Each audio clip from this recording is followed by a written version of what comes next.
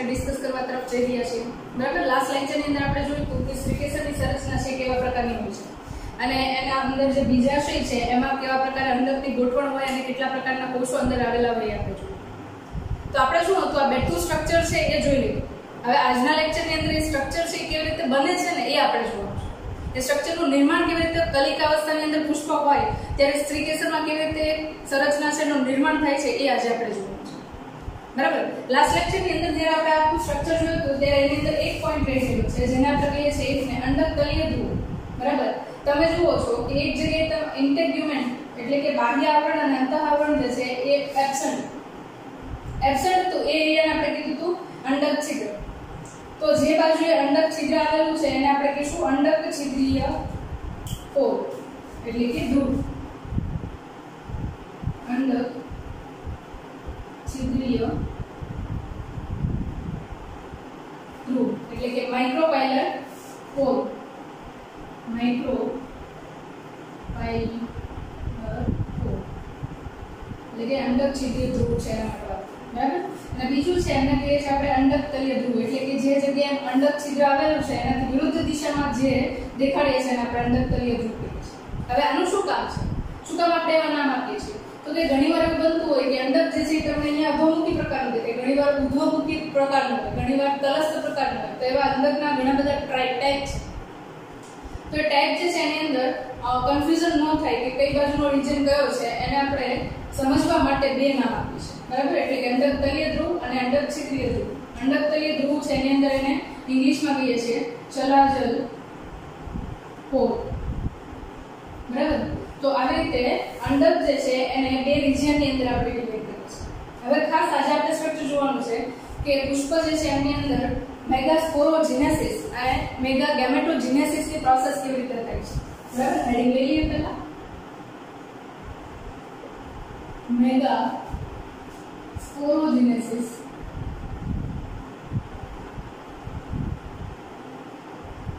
અને બીજું છે આપણી પાસે મેગાગેમેટોજિનેસિસ.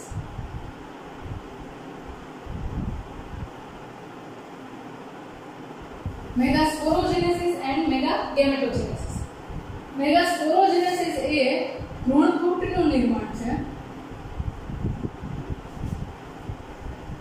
એટલે કે પુષ્પની અંદર ભ્રૂણપુટનું નિર્માણ કેવી રીતે થાય છે એ જોઈએ છે. અને મેગાગેમેટોજિનેસિસ એટલે ભ્રૂણપુટમાં અંડકોષનું નિર્માણ કેવી રીતે થાય છે. અંડકોષ જનનની પ્રક્રિયા.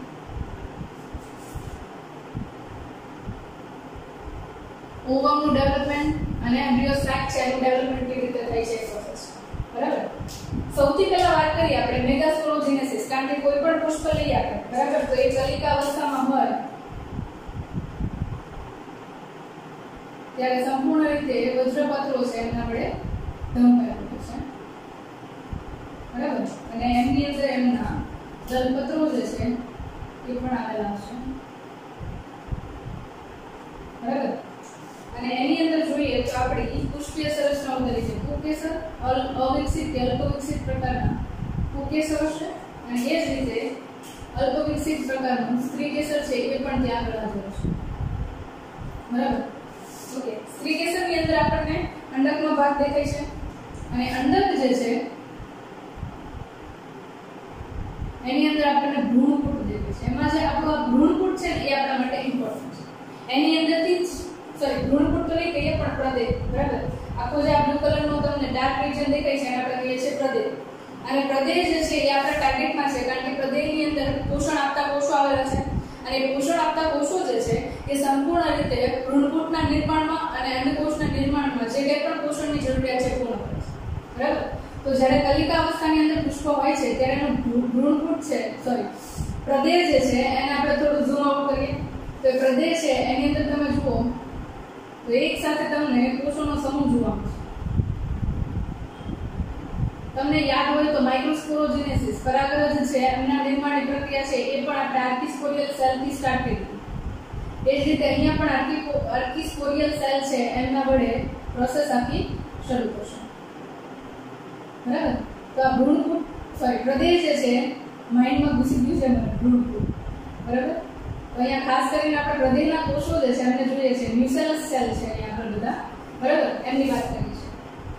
ઓકે, તો અહીંયા આગળ તમને જે ન્યુક્લિયસ સેલ દેખાય છે એમાં તમે જુઓ તો ખાસ કરીને એક કોષ જે છે એ પરિપક્વ બને છે અને આગળ ઉપર બંધારણમાં નિર્માણ થવાની પ્રક્રિયા સ્ટાર્ટ કરે છે, બરાબર.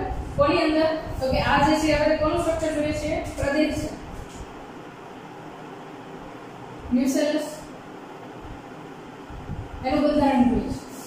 તો ન્યુક્લિયસના બંધારણની અંદર જ્યારે આપણે જોઈએ છીએ ત્યારે એમાં એક કોષ જે છે એ પોતે પરિપક્વ બનવાની શરૂઆત કરે છે અને પરિપક્વ બનવાની શરૂઆત કરે છે ત્યારે એ કોષને આપણે કહીએ છીએ પ્રાઇમરી આર્કિસ્પોરિયલ સેલ.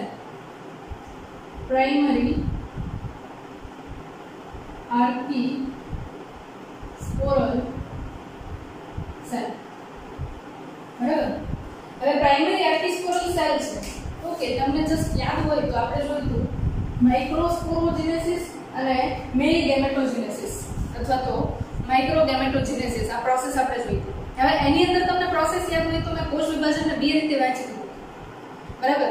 તો એની અંદર તમે જુઓ છો કે માઇક્રોસ્પોરોજેનેસિસની પ્રોસેસ છે ને એ તમને જોવા મળતી હતી અર્ધીકરણ પ્રકારે, બરાબર.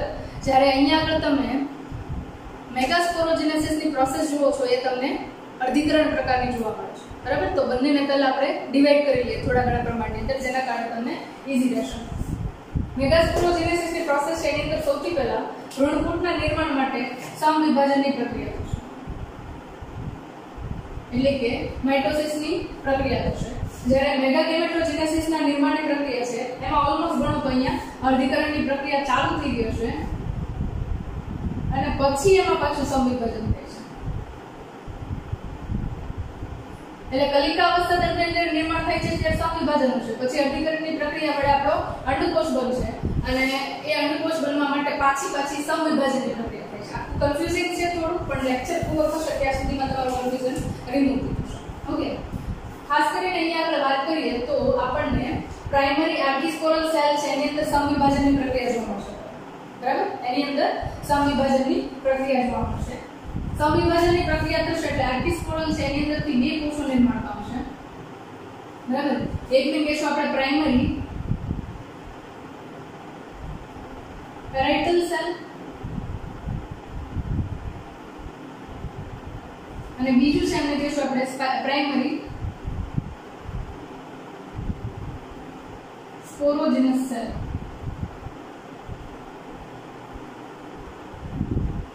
બરાબર. આ બે કોષો જે છે એમની અંદર તમને સમવિભાજનની પ્રક્રિયા વડે નિર્માણ પામતા જોવા મળશે. રક્ત જે સાથે પ્રક્રિયા છે એ સમવિભાજનની પ્રક્રિયા છે, બરાબર. કંઈક આવા પ્રકારની પ્રક્રિયા છે એ તમને એની અંદર જોવા મળે છે. આપણા માટે અહીંયા જે પ્રાઇમરી સ્પોરોજેનસ સેલ છે, બરાબર, એને હું કહી શકું મેગાસ્પોર મધર સેલ. મેગાસ્પોર મધર સેલ, જેને આપણે શોર્ટ ફોર્મ ની અંદર કહીએ છીએ MMC, બરાબર. એટલે કે ગુજરાતીમાં આપણે કહીએ છીએ મહાબીજાણુ માતૃકોષ,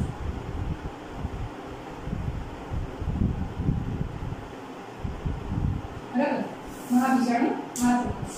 ઓકે, તો અહીંયા આગળ સંરચના જોઈએ. એની અંદર પ્રદેશ જે છે એમાં હવે તમને સેલ ડિવાઇડ થઈને મળી ગયું છે, બરાબર. એક જ કોષ છે એને દર્શાવીએ છીએ, બાકીના બધા સેલ છે જેવું આપણે ઇમેજિન કરીએ, બરાબર. તો પેરાઇટલ પહેલા શું થયું તો કે પ્રાઇમરી આર્કિસ્પોરિયલ સેલ હતો એની અંદર ડિવિઝન થયું એટલે પ્રાઇમરી પેરાઇટલ સેલ અને પ્રાઇમરી સ્પોરોજેનસ સેલ, બરાબર. તો અહીંયા આગળ પ્રાઇમરી સ્પોરોજેનસ પેરાઇટલ સેલ છે, બરાબર, એને હું ગ્રીન કલરથી દર્શાવું છું અને પ્રાઇમરી સ્પોરોજેનસ સેલ છે એને આપણે દર્શાવીએ બ્લેક કલર, બરાબર. પછી આગળ જતા પછી આપણે એને ડિફરન્શિએટ કરી દઈશું, બરાબર. તો આ બે સેલ બની ગયા. અહીંયા આગળ આપણને જે મળી ગયું કયો હતો તો કે પ્રાઇમરી સ્પોરોજેનસ સેલ એટલે કે મેગાસ્પોર મધર સેલ, બરાબર. એ આપણને અહીંયા આગળ મળશે. હવે અહીંયા શું થશે તો કે પ્રાઇમરી પેરાઇટલ છે એ સતત કોષ વિભાજનની પ્રક્રિયા કરશે અને સતત કોષ વિભાજનને અંતે એ એક પ્રકારની પેશી બનાવશે જે ભ્રૂણપુટ તરીકે ઓળખાશે, બરાબર. એટલે ઇન શોર્ટ તમે અન્ડરસ્ટેન્ડ કરવાની ટ્રાય કરો તો અહીંયા આગળ સેલ ડિવિઝનની પ્રોસેસ સ્ટાર્ટ થઈ ગઈ અને શું બનાવશે તો કે આખું ભ્રૂણપુટ છે એ બનાવશે, બરાબર. એ ભ્રૂણપુટની સંરચના કરશું. પણ હાલમાં પહેલા આપણે ભ્રૂણપુટની સંરચના નહીં બને એની પહેલા આપણે મેગાસ્પોર મહાબીજાણુ માતૃકોષ છે એની અંદર કે પ્રોસેસ થાય છે બરાબર. હવે પહેલા શું થયું હતું તો કે અહીંયા પેરાઇટલ કોષો જે છે એ સમવિભાજનની પ્રક્રિયા દ્વારા સતત વિભાજન પામશે.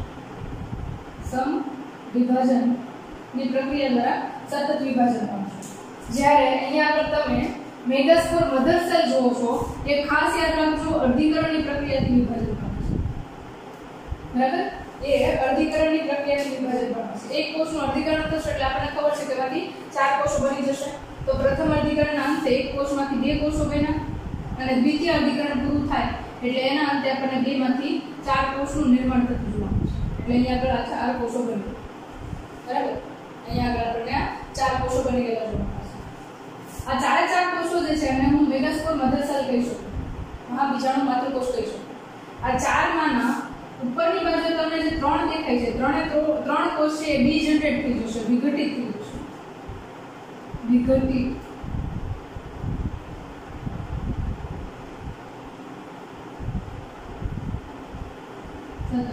મહાબીજાણુ માતૃકોષ. અને એક કોષ જે છે એ આગળ ઉપર વિકાસની પ્રક્રિયામાં થાય છે,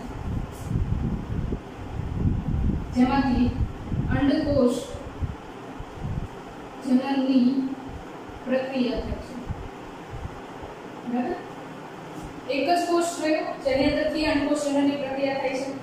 હવે જ્યાં સુધીમાં અહીંયા આગળ વિઘટનની પ્રક્રિયા ને બધું પૂરું થાય છે ત્યાં સુધીમાં આપણે તમને હમણાં વાત કરી પેરાઇટલ કોષો જે છે એ સતત વિભાજન પામીને પેરાઇટલ ટીશ્યુ પરિઘીય કોષોનું નિર્માણ કરી દેશે. એટલે અહીંયા બધે તમે જોશો કે પરિઘીય કોષો છે ભ્રૂણપુટના કોષો સ્વરૂપે આવી જશે. બરાબર, તો આ જે છે એ તમે જોયું કે પેરાઇટલ કોષો છે ભવિષ્યમાં ભ્રૂણપુટ બનાવશે. બરાબર, અને અહીંયા આગળ તમને મહાબીજાણુ માતૃકોષ જોવા મળે છે. એની અંદર હજી આગળની બાજુ વિભાજનની પ્રક્રિયા જોવા મળે છે અને એ વિભાજનની પ્રક્રિયાને અંતે અહીંયા આગળ આપણને મળશે અંડકોષ. ખાસ કરીને કહું તો અહીંયા આગળ 7 કોષીય અને 8 કોષ કેન્દ્રીય અવસ્થા છે તમને જોવા મળશે. અને કેવી રીતે જોવા મળે એ પ્રોસેસ જે છે એને કહીએ છીએ આપણે મેગા ગેમેટોજેનેસિસની પ્રોસેસ અંડકોષના નિર્માણની.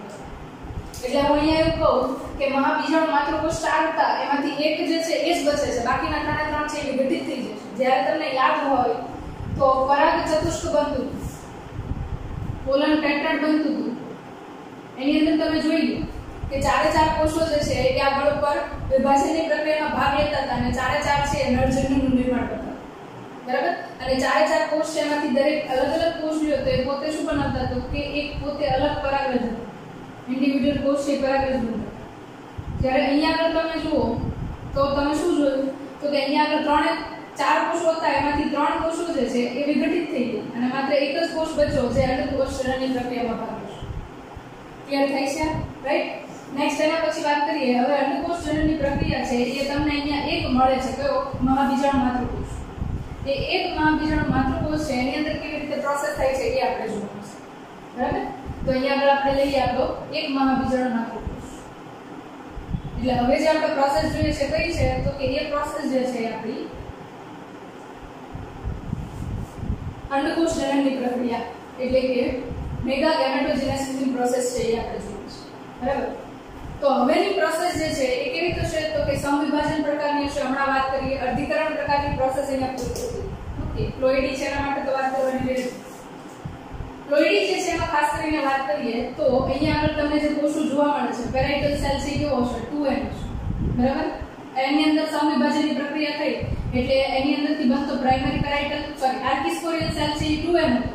તો એમાં સમવિભાજનની પ્રક્રિયા થઈ એટલે પ્રાઇમરી પેરાઇટલ સેલ અને સ્પોરોજેનસ સેલ આ બે મળે છે. તો પ્રાઇમરી પેરાઇટલ સેલ છે એ કેવું બને? 2n જ બનશે અને આ પણ કેવો છે તો કે 2n છે. પણ હવે તમે જુઓ છો કે મેગાસ્પોર મહાબીજાણુ માતૃકોષ બનવાની પ્રક્રિયા છે એ અર્ધીકરણ વાળી પ્રક્રિયા છે. તો અહીંયા આગળ જે 4 કોષો બને છે એની અંદર રંગસૂત્રો n n n અને n છે. એટલે હું સિમ્પલ એવું કહી શકું કે અહીંયા આગળ જે મહાબીજાણુ માતૃકોષ છે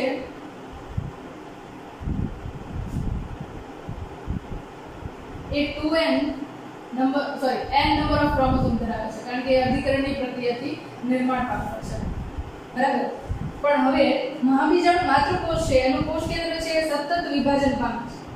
પહેલું વિભાજન કરશે એટલે બે કોષો બનશે અને એ કોષો જે છે એ સમવિભાજનની પ્રક્રિયા વડે કરશે, બરાબર? સમવિભાજન.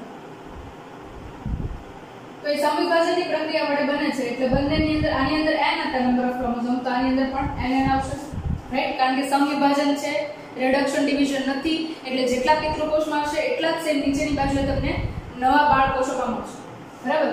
તો અહીંયા આગળ પહેલું સમવિભાજન પૂરું થયું. બીજું સમવિભાજન થશે એટલે અહીંયા આગળ આપણને મળશે ટોટલ 4 કોષો અને 4 કોષો મળી, રાઈટ? હવે જ્યારે હજી એકવાર સમવિભાજનની પ્રક્રિયા થશે એટલે ત્રીજું સમવિભાજન પૂરું થાય એટલે મને અહીંયા આગળ મળશે 8 કોષ, બરાબર? Sorry 8 nucleus. હવે અહીંયા આગળ તમે જુઓ તો સૌથી પહેલા કોષ વિભાજનની પ્રક્રિયા જનરલી જુઓ તો તેમાં બે પ્રોસેસ છે. એક છે પહેલું, એને આપણે કહીએ છીએ કેરિયોકાઇનેસિસ એટલે કે કોષ કેન્દ્ર વિભાજનની પ્રક્રિયા, અને એને અનુસરીને કોષ રસના વિભાજનની પ્રક્રિયા થાય એટલે કે સાઇટોકાઇનેસિસની પ્રોસેસ થાય. તો પહેલા કોષ વિભાજન થશે, એમાં કોષ કેન્દ્ર વિભાજન જોવા મળશે અને પછી કોષ રસ વિભાજન જોવા મળશે. એટલે કે સૌથી પહેલી પ્રક્રિયા છે કેરિયોકાઇનેસિસની છે. કેરિયોન એટલે રંગસૂત્ર, બરાબર? રંગસૂત્રના વિભાજનની પ્રક્રિયા એટલે કે ન્યુક્લિયસ ડિવિઝનની પ્રોસેસ પહેલા થશે. એટલે સૌથી પહેલા એને શું થયું તો કે કોષ કેન્દ્રનું વિભાજન થયું, પણ એને અનુસરીને કોષ રસનું વિભાજન થતું નથી. કોષ રસનું વિભાજન જ્યારે ત્રીજું સમવિભાજનની પ્રક્રિયા પૂરી થાય અને 8 કોષો નિર્માણ પામેલા જોવા મળશે તમને, બરાબર? તો આ રીતે 8 કોષ કેન્દ્ર છે નિર્માણ પામેલા તમને જોવા મળશે. તો જ્યારે 8 કોષ કેન્દ્રો સૌથી પહેલા બની જશે, કોષ કેન્દ્ર વિભાજનની પ્રક્રિયા છે ત્યારે અટકી જશે. હવે પછી જે વિભાજનની પ્રક્રિયા થશે એ કોષ રસ વિભાજનની પ્રક્રિયા થશે અને એના અંતે અહીંયા આગળ તમને કોષ દિવાલનું નિર્માણ થતું જોવા મળશે, બરાબર? તો ટોટલ અહીંયા આગળ તમને 3 કોષો જોવા મળ્યા, 3 કોષ દિવાલ બની ગઈ. અહીંયા આગળ તો કે અહીંયા આગળ પણ 3 કોષો નિર્માણ પામેલા જોયા અને વચ્ચેની તરફ તમને 2 કોષ કેન્દ્ર ધરાવતો એક સૌથી મોટો કોષ જોવા મળે છે, બરાબર? જેને તમે કેન્દ્રસ્થ કોષ કહેશો, બરાબર? લાસ્ટ લેક્ચરની અંદર યાદ હોય તો મેં તમને એક મોટો ગ્રીન કલરનો સેલ છે દેખાડ્યો અહીંયા, બરાબર? તો આ જે છે આપણો કેન્દ્રસ્થ કોષ છે. તો 3 કોષો છે એ અલગ અલગ જૂથની 8 કોષ કેન્દ્રો છે અને 7 કોષો છે 3 અલગ અલગ જૂથની અંદર વિભાજિત થઈ ગયા. ઉપરની તરફનો આપણને યાદ છે, બરાબર? કે જે તમને અંડક તળિયે ધ્રુવ તરફ દેખાય છે, બરાબર? એ અંડક તળિયે ધ્રુવ તરફ દેખાય છે એને આપણે કહીશું પ્રતિધ્રુવીય કોષો, બરાબર? એના પછી તમને નીચેની તરફ દેખાય છે એની અંદર એક અંડકોષ છે અને 2 સહાયક કોષો છે જેને આપણે કહીએ છીએ અંડપ્રસાધન. અને એના પછી મિડલની અંદર તમને એક મોટો કોષ જોવા મળે છે જેને તમે કહેશો કેન્દ્રસ્થ કોષ, central cell and polar nucleus એટલે કે કેન્દ્રસ્થ કે કોષ કેન્દ્ર, અથવા એને કહેશો તમે મધ્યસ્થ કોષ કેન્દ્ર, બરાબર? તો આ રીતે તમને આખું ભ્રૂણપોષ છે એનું નિર્માણ થતું જોવા મળે છે. ફરીથી એકવાર રિકેપ લઈ લઈએ, તમને જે કન્ફ્યુઝન છે બધું આપણે રિમૂવ કરવાનું છે. આ ટોપિકના અંતે આપણને આમાં કોઈ કન્ફ્યુઝન રહેવું જોઈએ નહીં. ક્યાં આગળ સમવિભાજન થાય છે, ક્યાં અર્ધીકરણ થાય છે, બધી પ્રોસેસ આપણા માઇન્ડમાં એકદમ ક્લિયર હોવી જોઈએ, બરાબર? વાત કરીએ ફરી એકવાર. સૌથી પહેલા જ્યારે આપણે મેગાસ્પોરોજેનેસિસની વાત કરીએ છીએ એટલે કે અંડકોષના નિર્માણની પ્રક્રિયાની વાત કરીએ છીએ ત્યારે એને 2 ભાગમાં વિભાજિત કરીએ છીએ, બરાબર? કલિકાવસ્થાની વાત કરીએ છીએ એટલે પહેલા મેગાસ્પોરોજેનેસિસ એટલે કે ભ્રૂણપોષનું નિર્માણ થવું જોઈએ અને ભ્રૂણપોષની અંદર અંડકોષનું નિર્માણ થવું જોઈએ, બરાબર? તો અહીંયા આગળ પહેલા આપણે પ્રદેહનો કોષ છે, કલિકાવસ્થાની અંદર આપણને જે બીજા છે એની અંદર અંડક છે, અંડકની અંદર પ્રદેહના કોષો જોવા મળે છે. એ પ્રદેહના કોષમાંથી એક કોષ જે છે એ વિકાસ પામતો જોવા મળે છે અને એ જે કોષ છે કે જે સક્રિય રીતે ભ્રૂણપોષના નિર્માણમાં અને અંડકોષના નિર્માણમાં ભાગ લેવાનો છે એને આપણે નામ આપીએ છીએ પ્રાઇમરી આર્કિસ્પોરલ સેલ, બરાબર? Primary archesporial cell. હવે એ પ્રાઇમરી આર્કિસ્પોરલ સેલ છે એની પ્લોઇડી છે 2m, બરાબર? અને સમવિભાજનની પ્રક્રિયા વડે 2 નવા કોષોનું નિર્માણ કરે છે. એમાંથી એક કોષ જે છે એને પ્રાઇમરી પેરેટલ સેલ કહીએ છીએ અને બીજો કોષ છે એને પ્રાઇમરી સ્પોરોજિનસ સેલ કહીએ છીએ. એ પ્રાઇમરી સ્પોરોજિનસ સેલ છે 2 નથી, પણ એ મેગાસ્પોર મધર સેલ છે અથવા મહાબીજાણુ માતૃકોષ છે. મહાબીજાણુ માતૃકોષ જે છે એ સમવિભાજનની પ્રક્રિયા વડે નિર્માણ પામ્યો એટલે એની અંદર નંબર ઓફ ક્રોમોસોમ 12. અને એ જ રીતે પ્રાઇમરી પેરાઇટલ સેલ છે એ પણ સમવિભાજન વડે નિર્માણ પામ્યો એટલે એમની અંદર પણ રંગસૂત્રની સંખ્યા 12. રાઈટ? ઓકે. હવે વાત કરીએ આગળ તો પ્રાઇમરી પેરાઇટલ સેલ જે છે એ ધીરે ધીરે કરતા વિભાજનની પ્રક્રિયામાં આગળ વધે છે અને પેરાઇટલ સેલ જે છે આખા ભ્રૂણપૂટનું નિર્માણ છે. બરાબર? એના પછી પ્રાઇમરી સ્પોર્સિનલ સેલ એટલે કે મહાબીજાણુ માતૃકોષ જે છે એ સતત અર્ધીકરણની પ્રક્રિયા દ્વારા વિભાજન પામવાનું ચાલુ કરે છે. એટલે શરૂઆતમાં જોયું કે અહીંયા એક જ કોષ હોય, અર્ધીકરણની પ્રક્રિયામાંથી પસાર થાય એટલે 4 કોષો બનશે. બનેલા 4 કોષો છે એમાંથી 3 કોષો છે મહાબીજાણુ 3 માતૃકોષ છે એ વિઘટિત થશે અને માત્ર એક જ કોષ છે એ પરિપક્વ બનશે. બરાબર? માત્ર એક જ કોષ છે પરિપક્વ બનશે. હવે એક કોષ જે પરિપક્વ બન્યો એ જ આપણે કહીએ તો આપણો મહાબીજાણુ માતૃકોષ છે. બરાબર? એ મહાબીજાણુ માતૃકોષ છે એની અંદર હવે પછી સમવિભાજનની પ્રક્રિયા થશે કારણ કે એની આગળ અર્ધીકરણની પ્રક્રિયા થઈ એટલે મહાબીજાણુ માતૃકોષની અંદર નંબર ઓફ ક્રોમોસોમ n છે. હવે પછી એની અંદર સૌથી પહેલા મહાબીજાણુ માતૃકોષ છે એની અંદર કોષ કેન્દ્ર વિભાજનની પ્રક્રિયા થશે એટલે સતત કોષ કેન્દ્ર છે વિભાજન પામીને ઘણા બધા કોષ કેન્દ્રો બનાવશે. ખાસ કરીને 8 કોષ કેન્દ્રો. બરાબર? તો પહેલું સમવિભાજન થાય એટલે 2 કોષ કેન્દ્રો આવશે, બીજું એટલે 4 અને ત્રીજું સમવિભાજન આવે એટલે 8 કોષો બની જશે. અને 8 કોષો જે છે એ પેરાઇટલ કોષો દ્વારા બનાવવામાં આવેલું ભ્રૂણપૂટ છે એની અંદર અલગ અલગ જગ્યાએ સ્થાન લે છે જેને આપણે 3 ભાગની અંદર વિભાજિત કરીએ છીએ. 3 પ્રતિધ્રુવીય કોષો, નીચેની બાજુએ અંડપ્રસાધન અને વચ્ચેની બાજુએ કેન્દ્રસ્થ કોષ અને કેન્દ્રસ્થ કોષની અંદર 2 કોષ કેન્દ્ર આવેલા છે. બરાબર? એટલે ટોટલ અહીંયા જુઓ તો 7 કોષ થયા અને 8 કોષ કેન્દ્રની સંરચના છે તમને અહીંયા જોવા મળશે. તો આ જે છે આખી ડિટેલ સ્ટ્રક્ચર છે જેની અંદર તમને કંઈ પણ ડાઉટ હોય તો તમે કમેન્ટ બોક્સની અંદર ડાઉટ છે અને સોલ્વ ડાઉટ જે કંઈ પણ રહ્યો છે એને તમે મૂકી શકો છો જેના આધારે હું એક નવું ઇનોવેટિવ લાવીને તમારી અન્ડરસ્ટેન્ડિંગ છે એને વધારે ક્લિયર કરીશ. બરાબર? તો આ જે છે મેગાસ્પોરોજેનેસિસ અને મેગાગેમેટોજેનેસિસની પ્રોસેસ છે પૂરી કરી છે. બંને વસ્તુ અલગ છે યાદ રાખજો. મેગાસ્પોરોજેનેસિસ એટલે ભ્રૂણપૂટનું નિર્માણ અને મેગાગેમેટોજેનેસિસ એટલે અંડકોષનું નિર્માણ. તો આજે આપણો ટોપિક જે છે એક્ઝેક્ટલી ક્લિયર થાય છે. તમારે ખાસ યાદ રાખવાનું છે સમવિભાજન ક્યાં થાય છે, અર્ધીકરણ ક્યાં થાય છે અને કાચું સમવિભાજન ક્યાં થાય છે. પછી તમને સમવિભાજનના નંબર્સ પણ પૂછાય. અહીંયા તમને એવું પણ પૂછે કે મહાબીજાણુ માતૃકોષ છે એની અંદર કેટલી વખત સમવિભાજન થાય છે તો તમે 3 વખત સમવિભાજનની પ્રક્રિયા થાય છે એવું કહી શકો. તમને એવું પૂછે મહાબીજાણુ માતૃકોષની અંદર પ્લોઇડી કેવી હોય છે તો પ્લોઇડી જે છે એ n હોય છે. બરાબર? અને અંડકોષની અંદર પ્લોઇડી કેવી હોય છે તો એ પણ n હોય છે. રીઝન પૂછે કેમ તો કે સમવિભાજન. બરાબર? તો કોન્સેપ્ટ જે છે એ તમને આ બેઝ ઉપરથી એક્ઝેક્ટલી ક્લિયર થઈ જશે. અહીંયા પર આપણે